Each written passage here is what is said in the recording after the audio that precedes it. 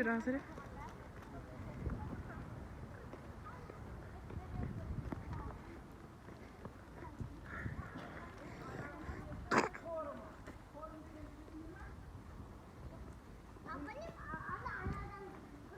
Өлген адамдарды осындай қазып,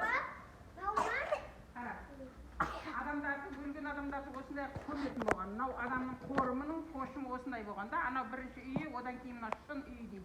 Мынандай жаққа адамды көмеді. Мама тасып қойын. Мынандай, бұлаяққа жүр. Мынандай үпс аяқтарды Мама, бәрі қосып көметін келесің. болған бірге. Соның жұмыстары бұрын адамдарда сенім болған. Ол жерге барғанда өлгеннен кейін тамақ жейді. Сондай тастардың Бірге ғой барамыз қазір. аяқын бүйтіп барады екен. Жоғары. Бaba, iş param.